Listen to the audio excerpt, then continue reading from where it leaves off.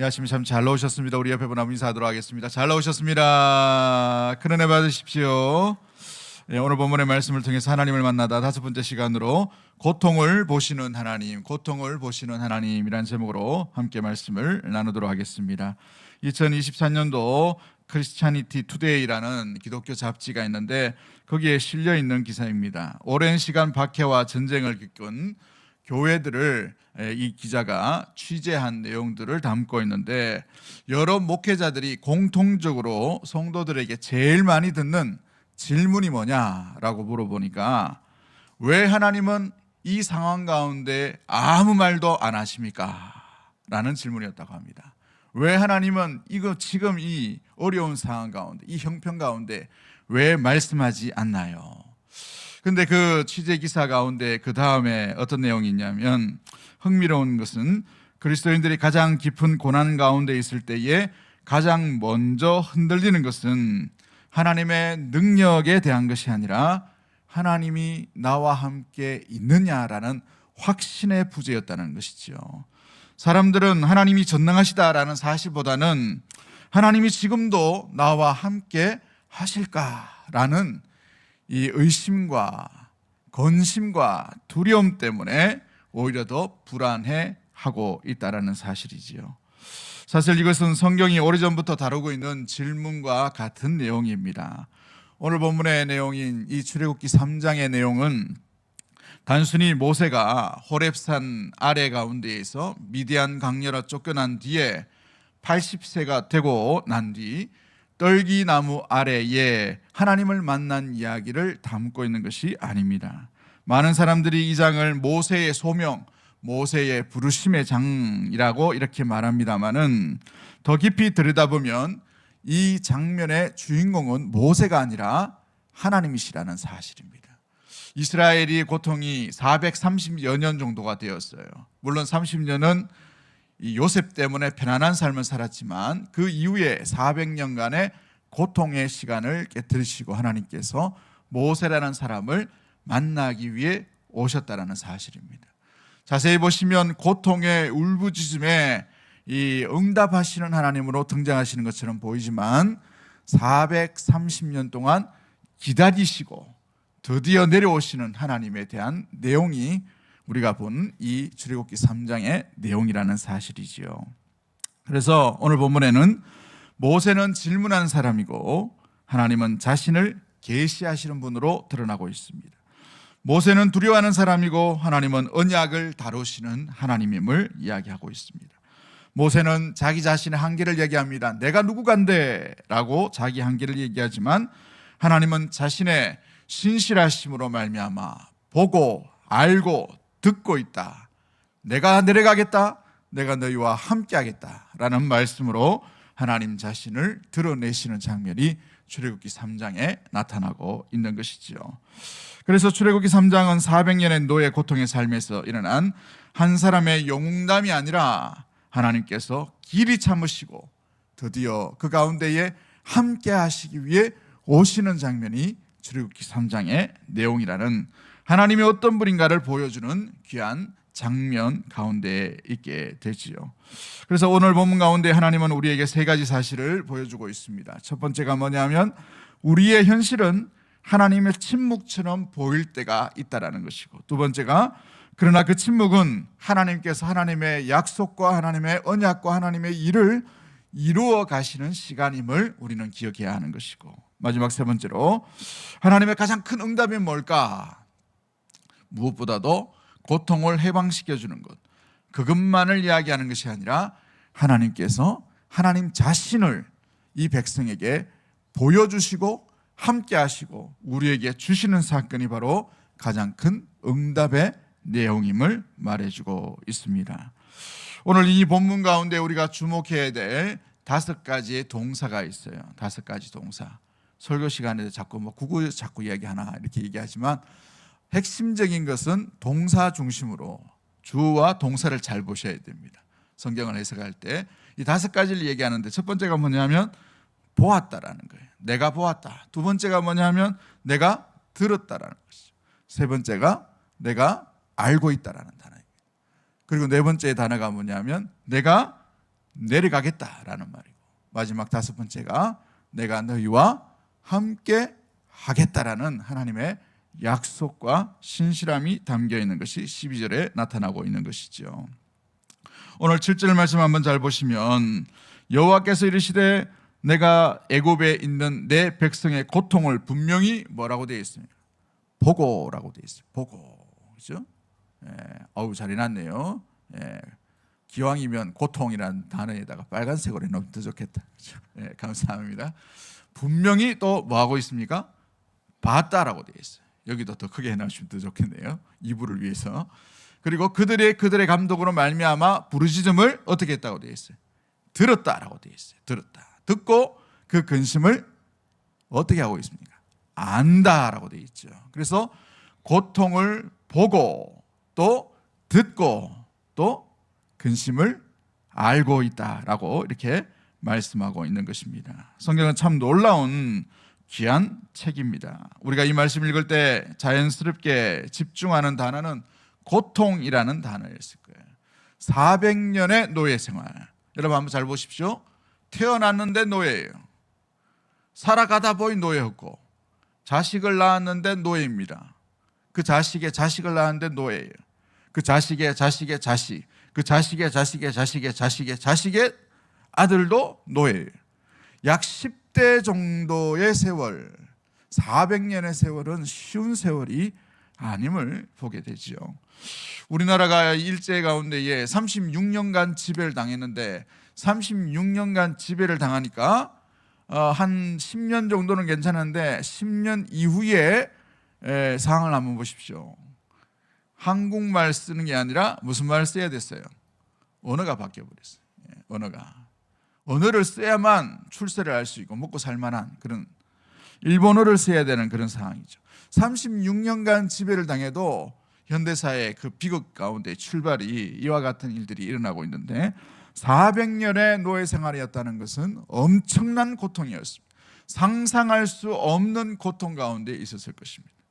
무엇보다도 그래도 뭐 노예니까 먹고 살만 하지는 않았느냐라고 생각될 수 있겠지만, 그러나 자유가 없다는 것 자체가 가장 큰 고통과 절망 가운데 있는 것을 말해주고 있지요. 그런데 하나님은 이 상황 가운데에서 매일 벽돌을 만들고 감독관의 책찍이 쉬지 아니하고 남자아이들이 태어나기만 하면 죽임을 당하고 하루를 살아도 희망이 없는 그 상황 가운데에 하나님은 특별히 이 고통을 설명하거나 나열하지 않으셔요. 오히려 하나님 자신을 나타내 주시는 귀한 단어들로 이 7절이 채워지고 있다는 것이죠. 내가 보았다라는 거예요. 누가 보았다고요? 주님이 보았다. 두 번째가 내가 들었다는 것이죠.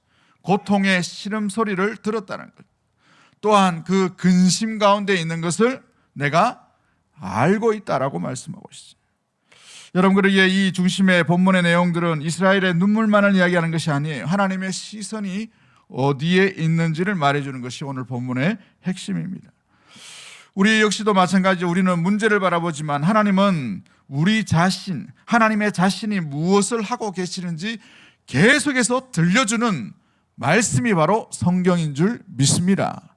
그러기에 이 성경 가운데 우리가 발견해야 될 가장 먼저는 하나님이 누구이시고 하나님 자신을 어떻게 우리에게 보여주고 계시는가를 발견하는 것입니다. 우리가 은혜 받는 이유도, 우리가 은혜 가운데에 나아가는 이유도 우리 스스로의 단순한 위로만이 아니라 하나님이 어떻게 하시는가, 하나님이 어떤 모습으로 나타나고 계시는가, 이걸 발견하는 것이죠. 하나님은 보고 계시는 상황이고, 하나님은 듣고 계시는 모습이고, 하나님은 알고 있는 그 귀한 모습이 바로 우리가 믿는 신실하신 하나님이라는 사실을 잊지 않게 되기를 주의 이름으로 간절히 축복합니다.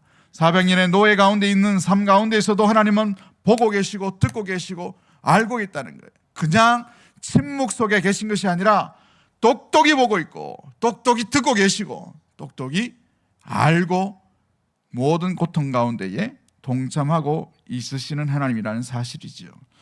그런데 왜 하나님은 이 400년 동안 이 고통 속에 이들을 내버려 두셨습니까? 좀 일찍 좀 오시면 되는데 왜 좀 일찍 안 나서시고 이 400년의 시간이 지나고 난 뒤에 이와 같은 모습들이 나타나게 됐나요? 하루도 길게 느껴지는 사람들에게 400년은 상상할 수 없는 시간의 흐름이었을 것입니다. 이 400년의 시간의 모습들 가운데는 희망이 보이지 않는 시간임을 말해주고 있지요.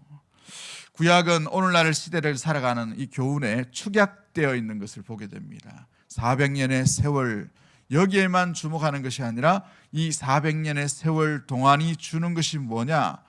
희망의 끈을 다 잃어버리다, 살 소망을 잃어버린 상황 가운데 있다.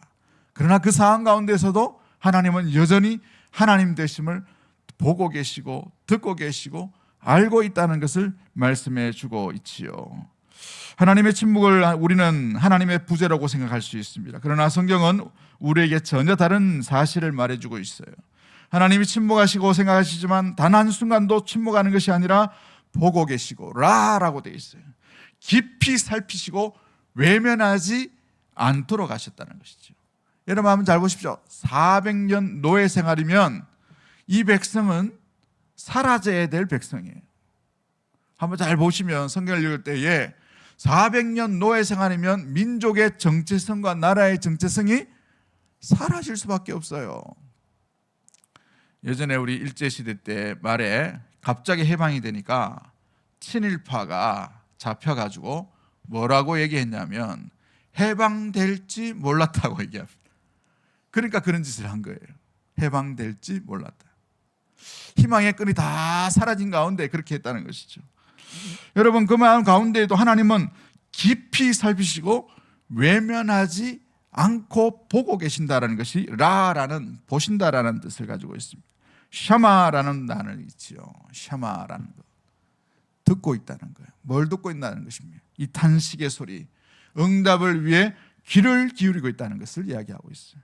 또한 안다라는 단어는 우리가 잘 아는 단어예요. 야다라는 단어인데 가장 깊숙한 관계의 표현입니다.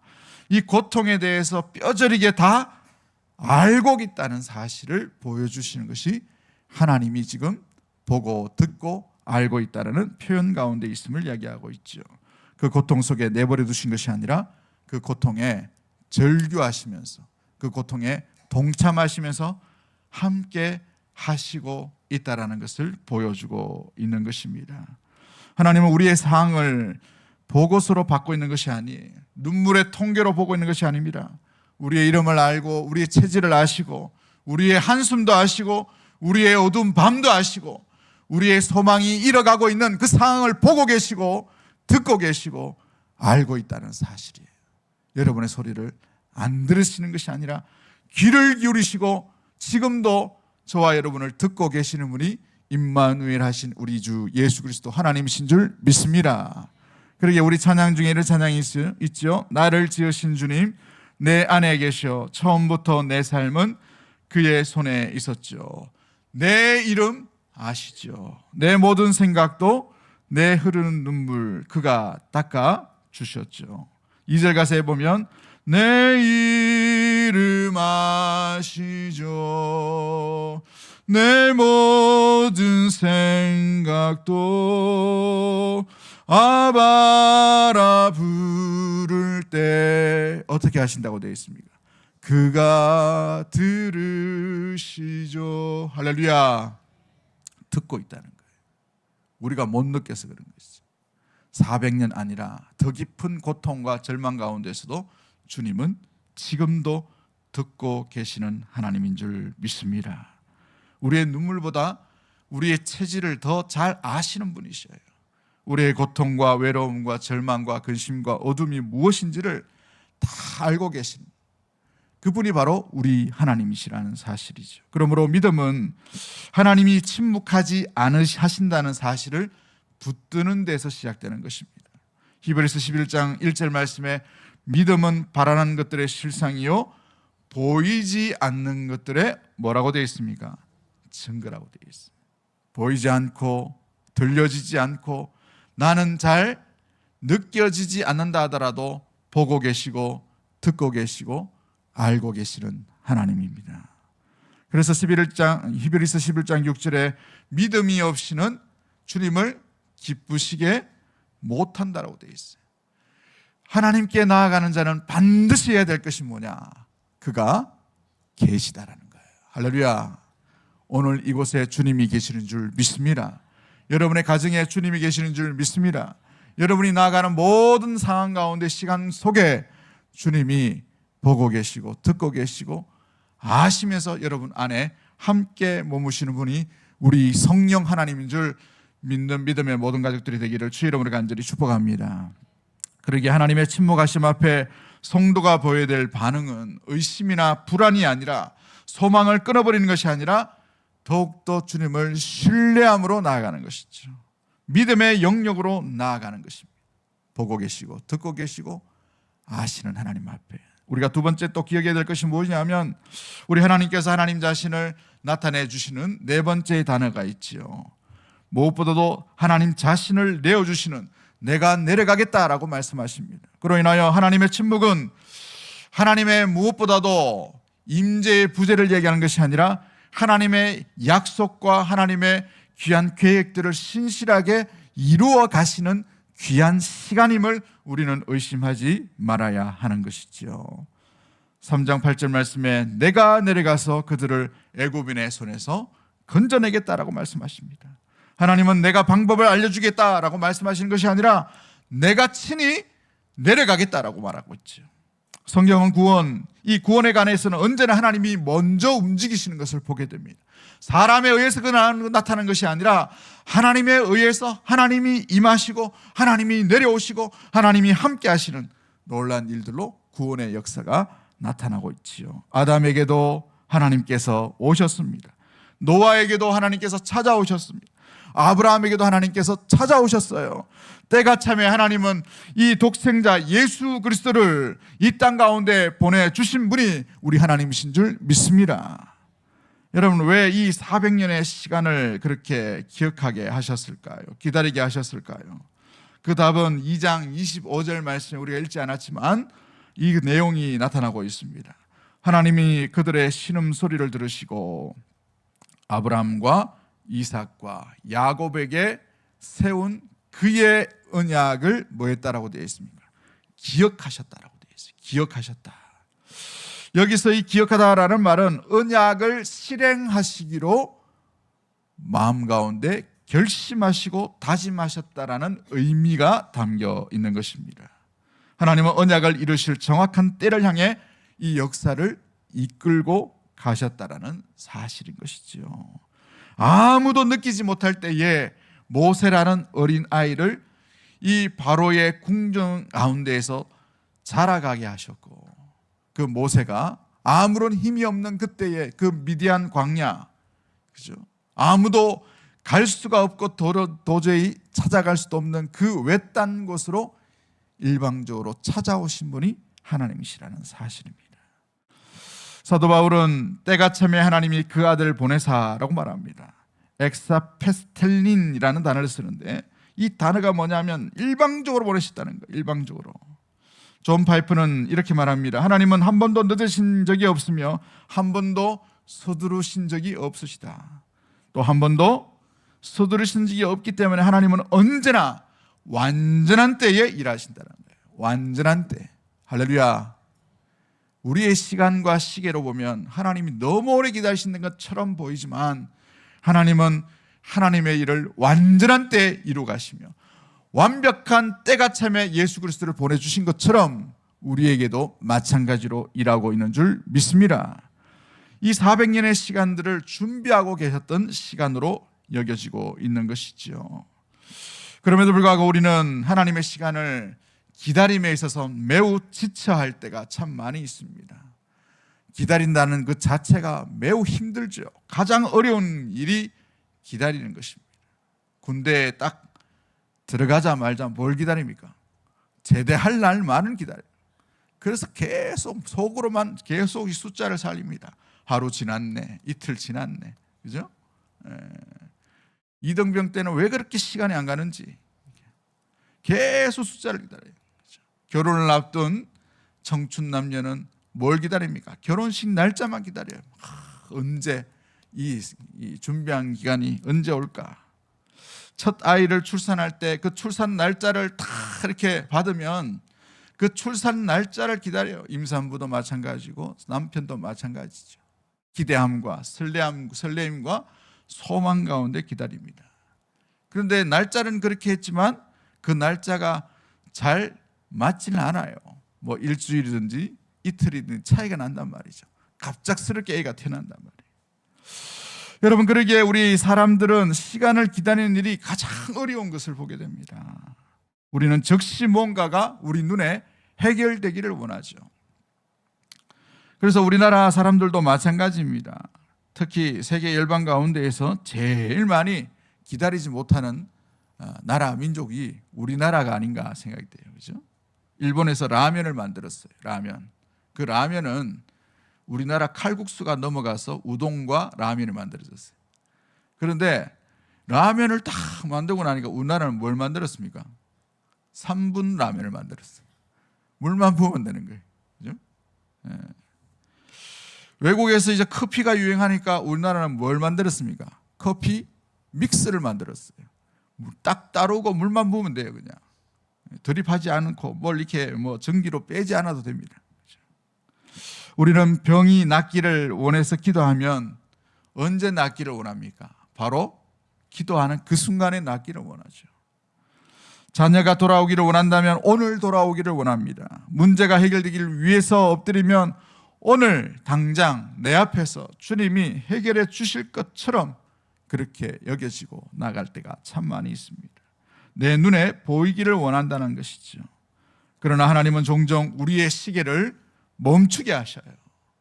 주님의 시계를 보여주십니다. 400년이라는 시간, 어떤 이에게는 10년의 시간, 어떤 이에게는 5년의 시간, 어떤 이에게는 몇 달의 시간이죠. 왜 그 시간 가운데에 시계, 하나님의 시간과 하나님의 일하심을 보여주실까요? 왜 이 400일이라는 시간을 하필이면 계속해서 이렇게 집어넣으셨을까요? 이 기다림 속에서도 하나님은 놓으시는 것이 아니에요. 잊어버리신 것이 아닙니다. 멈춘 것이 아니에요. 이 시간은 하나님의 준비된 그 시간은 계속해서 흘러가고 있고 하나님의 일은 준비되고 있으며 이루어가고 있다는 사실인 것이지요. 이 기다림 속에서도 하나님은 하나님의 일을 신실하게 이루어 가신다는 사실이에요. 우리가 못 느낄 뿐이죠. 지구가 하루에 한 번씩 자전을 합니다. 우리가 이 지구가 이렇게 빨리 엄청난 속도로 빠르게 도는데 이 속도를 느낍니까? 못 느껴요. 느끼는 사람은 이상한 사람이에요. 못 살아요. 이 속도를. 우주에서 보면 이 속도가 엄청난 빠르게 속도로 갑니다. 그 태양 한 바퀴를 도는데 1년이 걸립니다. 1년 그러면 365일인데 어마어마한 시간처럼 보이지만 우주에서 보면 엄청난 빠른 속도로 지나가고 있어요. 그 속도를 우리가 느낀다면 그 속도를 느끼는 사람은 여기에 아무도 살아남지 못하는 모습들로 나가게 될 것입니다. 하나님의 일하심도 마찬가지입니다. 하나님의 일하심은 지금도 일하시고 있는데 문제는 뭐예요? 우리가 느끼지 못하고 있는 상황이라는 것이죠. 다 이해하지 못하는 거예요. 다 알 수는 없는 것입니다. 왜 400년일까? 천국에 가서 한번 물어보시면 될 것 같아요. 왜 400년일까? 추측은 할 수 있겠죠. 왜 내게 이런 고통을 10년을 주셨습니까? 왜 내게 이 고통을 20년을 주셨습니까? 왜 그 믿음 좋은 사람은 왜 부도가 나야 되겠습니까? 왜 그 믿음 가운데 신실한 사람은 그렇게 일찍 데려가십니까? 왜 신실하신 하나님께서 신실한 백성이라고 말하고 있는데 막힘이 있습니까? 우리 자녀가 잘 안 됩니까? 왜 이렇게 마음 가운데 어느 날 갑자기 믿음의 문이 막혀있는 답답한 시절이 왜 이렇게 하나님 오래도록 이렇게 두고 계십니까? 여러분, 그 상황 가운데 여러분의 문제를 바라보지 말고 그 상황 가운데 있다 하더라도 주님은 주님의 일을 지금도 우리 믿음의 성도와 하나님의 나라를 위해 이루어가고 계신다는 사실을, 일하고 있다는 사실을 의심하지 않게 되기를 주 이름으로 간절히 축복합니다. 빌립보서 4장 6절과 7절 말씀에 아무것도 염려하지 말고 다만 모든 일에 기도와 간구로 너희 구할 것을 감사함으로 아뢰라.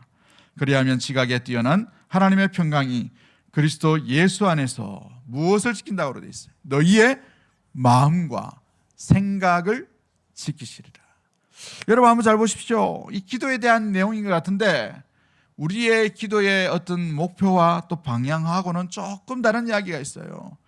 아무것도 염려하지 말고 모든 일에 기도와 간구를 하라. 그러면 하나님이 당장 이루어주실 거야 라고 말하지 않고, 그러면 모든 지각, 지혜와 명철과 모든 지식의 하나님께서 하나님의 평강을 더해 주시는데 너희의 뭐를 지킨다 그러고 되어 있어요. 마음과 생각을 지킨다는 거예요. 뭘 얘기합니까? 하나님의 일하심을 의심하지 말라는, 믿음 가운데 거할 것을 말씀하고 있는 것이지요. 그러므로 하나님의 침묵 속에서 성도의 기다림은 헛된 시간이 아님을 여러분 기억해야 하는 것입니다. 그 시간은 하나님께서 보이지 않는 곳에서도 구원의 역사를 준비하고 계시는 놀라운 은혜의 시간임을 우리가 기억해야 하는 것이죠. 목사님 말은 쉬운데 한번 기다려보나 보이소 뭐 하잖아요. 여러분, 그러기 위해 우리가 이 하나님의 일하심, 구원의 역사를 준비하시는 것을 어떻게 알 수 있을까요? 하나의 사건으로 말미암아 우리는 알 수가 있습니다. 예수 그리스도의 십자가를 바라볼 때입니다. 십자가를 바라볼 때. 그 십자가를 보내시기 위해, 십자가를 지시기 위해 그리스도께서 어떻게 오셨습니까? 그 때가 참에 그리스도께서 죄를 인식도 하지 못하는 그 상황 가운데 있는 이 백성들 가운데 몰락한 왕가의 몰락한 고향, 그곳에 아무도 주목하지 않는 그 베들레헴 한 구유에서 예수 그리스도 하나님의 아들이 태어나셨어요. 여러분, 어찌 보면 하나님이 수천 년 만에, 그죠? 인류의 역사 가운데 이제 하나님의 놀라운 구원의 역사를 시작하시는데, 좀 그것도 늦은 것 같은데, 좀 늦은 것 김에 이 로마의 시제의皇宮에서 태어나시거나 아니면 로마 시제로 좀 태어나셔가지고 한꺼번에 모든 인류를 다 봐라 하나님의 역사와 구원이 이런 거다라고 멋지게 좀 백마 타고 퍼포먼스 딱 보이시면서 나타나면 얼마나 좋을까요? 그 방법이 아니에요. 그 방법이 아니에요. 하나님의 일하심을 보십시오. 하나님의 나라는 하늘의 밀알이 땅에 떨어져 죽기까지라는 예화를 쓰십니다. 그리스도의 십자가, 죄수가 죽었어요. 아무도 그들도 보지 않습니다. 끝이라고 생각돼요. 소몽이 끝났다고 생각되는 가운데에 인류 역사상 볼 수가 없는 하나님께서 그 무덤을 여시고 구원의 귀한 능력으로 함께해 주신 줄 믿습니다. 할렐루야. 하나님의 일하심이 그 죽음과 십자가 가운데에서도 계속해서 진행되고 있음을 우리 믿음의 눈으로 발견하게 되는 것이죠. 여러분의 환경 가운데 하나님의 침묵의 시간도 여러분 인내하십시오. 기다리셔야 됩니다. 하나님의 일하심이 우리의 믿음의 눈으로 보여줄 때까지 의심하지 아니하고 마음과 생각을 지켜주시는 주님 안에 거하는 우리 사랑하는 대구동성의 모든 가족들이 되기를 주의 이름으로 간절히 축복합니다. 마지막 세 번째로 우리가 기억해야 될 것이 무엇입니까? 마지막 단어이죠. 하나님이 함께 하신다라고 되어 있어요. 하나님의 응답은 환경보다 하나님의 자신이라는 것이죠. 쉬운 말로 말하면 하나님이 응답이시다라는 것이죠. 한번 따라하겠습니다. 하나님이 우리 기도에 응답이십니다. 응답 자체가 하나님이시다는 사실이에요. 출애굽기 3장 11절 말씀에 모세가 하나님의 엄청난 이야기를 듣습니다. 모세가 하나님께 아뢰되 내가 누구이기에 바로에게 가며 이스라엘 자손을 애굽에서 인도하여 내리까? 라고 말합니다. 그럴 때 하나님은 뭐라고 말씀하십니까? 내가 너와 함께 하겠다라고 되어 있어요. 모세는 내가 누구입니까? 라고 얘기합니다. 하나님이 함께 하시겠다, 보고 있다, 듣고 있다, 안다. 무엇보다 이 백성을 구원하기 위해 하나님의 일하심 로드맵을 말씀하고 계셔요. 그런데 모세가 그 이야기를 듣고 다른 사람 착각하신 것이 아닙니까? 내가 누구이기에? 라고 물어봅니다. 요즘 MZ들의 직장생활 가운데에서 제일 많이 나오는 3O가 있대요. 3O. 이걸요? 제가요? 왜요? 이렇게 상사가 뭘 이야기하거나 지시를 하면 이걸요? 제가요? 왜 해야 돼요? 이렇게 한답니다. 이게 좀 이제 짤로 이렇게 좀 뜨는 것 같은데, 여러분, 무엇보다도 모세 역시도 마찬가지입니다. 이걸요? 제가요? 왜요? 라고 합니다. 왜 이런 반응을 보입니까? 80세예요. 80세. 오늘날 시대에 의학이 발달돼 가지고 참 건강하게 살아가는 80이라도 여러분, 이 이스라엘 백성을 구원하고 광야길을 건너서 가나안 땅으로 인도하는 것은 쉬운 일이 아닐 겁니다. 그 모세의 상을 한번 보십시오. 그는 이집트의 왕자로 자랐어요. 힘 좀 팔팔하고 모든 학문의 지식을 배웠고 왕자 교육을 받았던 그때가 아니고 왜 하필 지금입니까? 하나님, 왜 지금 부르십니까? 제가요? 이걸요? 당연히 이런 반응이 일어날 수 있어요. 80살의 모세는 더 이상 자신을 믿을 수가 없는 나이입니다. 조금만 좀 일찍 오시지 하나님. 내 50대면 펄펄 날았는데, 그래도 양치기 할 때 그래도 이 정도는 날았는데 조금 더 늦으셔가지고 60대만 오셔도 하나님 내가 할 수는 있겠습니다만은 조금 더 인심 써가지고 70만 돼도 하나님 제가 가겠습니다. 그런데 80살입니다. 80살. 80살에 뭘 할 수 있겠습니까? 내가 누구이기에? 라는 반응을 하나님 앞에 보이고 있다는 것이죠. 우리도 같은 질문을 하죠. 제가 무엇을 할 수 있습니까? 이 나이 먹고 이 건강도 물질도 믿음도 부족한데 가진 것 무엇보다도 연약함들이 우리 인생 가운데 많은데, 그러나 하나님의 대답은 우리의 예상을 뛰어넘는 예상을 말씀을 하십니다. 하나님은 모세에게 너 지도력 있지 않냐 이렇게 말씀하시는 것이 아니에요. 그게 중요한 것이 아니라 12절 말씀에 뭐라고 말씀하십니까? 내가 반드시 너와 함께 있으리라. 여기에서 나오는 이 귀한 하나님의 자기 계시, 하나님의 자기 자신을 들려주시는 귀한 본문의 내용이 무엇을 얘기합니까? 너 실력 없어도 돼. 너 지금 80살이라도 상관없어. 너 힘이 없고 참 골골골하고 이것과 전혀 상관없단다. 누가 함께하면 된다는 거예요? 하나님이 함께하면 된다는 것을 의미합니다. 모세는 자기의 능력을 묻고 있어요. 하나님은 그러나 하나님의 임재하심을 약속하고 있는 것입니다. 이것은 구약과 신약에 오는 모든 믿음의 사람들에게 동일하게 공통적으로 나타나는 것을 보게 됩니다. 바울에게도 마찬가지고 다윗에게도 마찬가지고 여호수아에게도 마찬가지고 기드온에게도 마찬가지고 이사야에게도 마찬가지로 똑같이 하나님께서 이런 말씀을 하십니다. 이사야 43장 2절 말씀에 내가 물 가운데로 지날 때에 내가 너와 함께 할 것이라. 할렐루야. 강을 건널 때에 물이 너를 침몰하지 못하는 이유가 뭐예요? 내가 너와 함께 하기 때문에. 불 가운데에 이 불이 너를 삼키지 못하는 이유가 무엇입니까?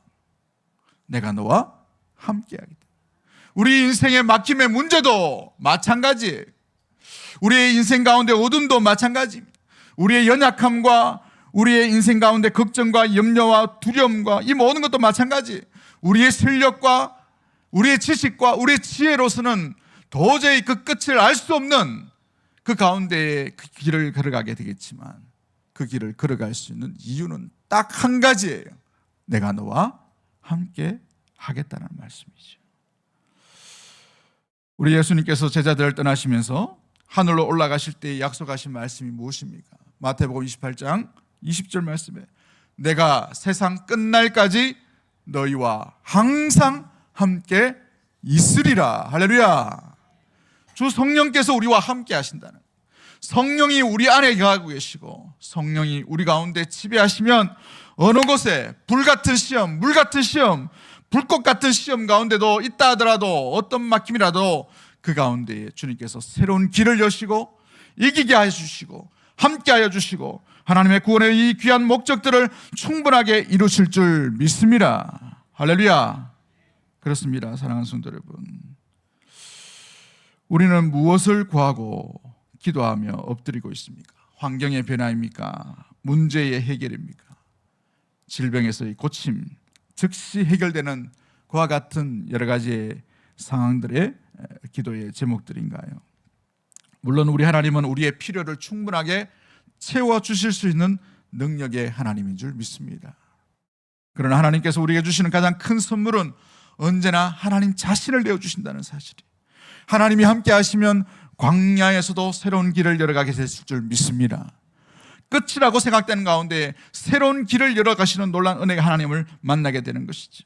하나님이 함께 하시면 실패의 자리도 다시 일으키는 놀라운 일들이 일어나게 될 줄 믿습니다. 아무도 그들도 보지 않는 80살 된 모세도 주님께서 일으키시며 새로운 길을 여시는 것이죠. 실패와 좌절과 부끄러움과 창피 가운데 있는 다윗에게도 찾아오셔서 하나님이 함께 하실 때에 놀라운 일들을 이루어 가실 수 있는 충분한 능력이 우리 하나님께 있다는 것이, 그래서 하나님께서 우리 가운데에 함께 하겠다라고 오늘 출애굽기 3장 가운데 말씀하고 있습니다. 하나님이 함께 하시면 그러기에 두려움도 순종으로 바뀌게 되는 놀라운 일들이 일어나게 되는 것이죠. 그래서 그 하나님이 우리 가운데에 오신 것입니다. 요한복음 1장 14절 말씀에 말씀이 육신이 되어 우리 가운데 가심에 우리가 그의 영광을 보니 아버지의 독생자의 영광이요 은혜와 진리가 충만하더라라고 되어 있습니다. 죄악 가운데 놓여 있는, 사망 가운데 끝을 알 수 없는 그 길 가운데 놓여 있는 인생들을 위해 하나님께서 하나님의 아들 되신 예수 그리스도를 이 땅 가운데 우리를 위해 보내주신 줄 믿습니다. 그래서 그 예수님의 이름이 임마누엘이에요. 우리와 함께 하시는 하나님이라는 사실이지요. 그러게 사랑하는 성도 여러분, 어느 곳에 있든지 주님이 우리와 멀찍이 떨어져 계신 분이 아니라 우리의 어둠 상황 가운데, 막혀있는 상황 가운데에 우리의 근심과 눈물의 그 자리를 보고 계시고 듣고 계시고 알고 계시고 내려오셨고 함께 하시는 은혜의 하나님임을 의심하지 않는 우리 믿음의 모든 가족들이 되기를 주의 이름으로 간절히 축복합니다. 우리 찬양 하나 할까요? 물 가운데 지날 때에도 침몰치 않으며 불 가운데 행할 때에도 너를 상치 못하게 하시리. 너를 지명하여 부르신 하나님 그 사랑, 너를 구속하여 살리신 하나님 내게 말씀하시네. 두려워 말라, 두려워 말라, 놀라지도 말라. 내가 어딜 가든지 무슨 일 만나든지 내가 함께 하리라. 두려워 말라, 놀라지도 말라. 내가 늘 붙들리라, 너를 도우리라. 주님 약속하. 두려워 말라, 놀라지도 말라, 두려워 말라, 놀라지도 말라. 내가 어딜 가든지 무슨 일 만나든지 내가 함께 하리라. 두려워 말라, 놀라지도 말라. 내 너를 붙들리라, 너를 도우리. 주님 약속하셨네. 내 너를 붙들리라, 내 너를 붙들리라, 너를 도우리라. 주님 약속. 우리 다시 한번 고백합니다. 내 너를 붙들리라, 내 너를 붙들리라, 너를 도우리. 누가 약속하십니까? 주님 약속하셨네. 우리 시간 합심해서 한번 기도할 때에 주님의 침묵과 주님의 임재에 느껴지지 못할 때에 우리는 주님을 의심할 때가 있습니다. 그 시간은 믿음이 작동되어야 될 그 시간임을 우리가 잊지 않도록, 주님을 의심하지 않도록 주님 인도하여 주옵시고, 약속하신 이는 미쁘시고 의로우사 믿음의 성도를 끝까지 붙들어 주심을 의심하지 아니하고 주의 손 붙들고 믿음 가운데 나가게 하시고 준비하시고 일하시고 우리와 함께 하시는 하나님과 날마다 동행할 수 있는 우리의 심령과 가정과 교회가 될 수 있도록 주님 인도하여 주옵소서. 도우시고 지키시고 함께 하시는 주님 안에 살게 하여 주옵소서. 주 안에 동행하게 하여 달라고 우리 주여 한번 외쳐 통성으로 합심해서 기도하도록 하겠습니다. 주여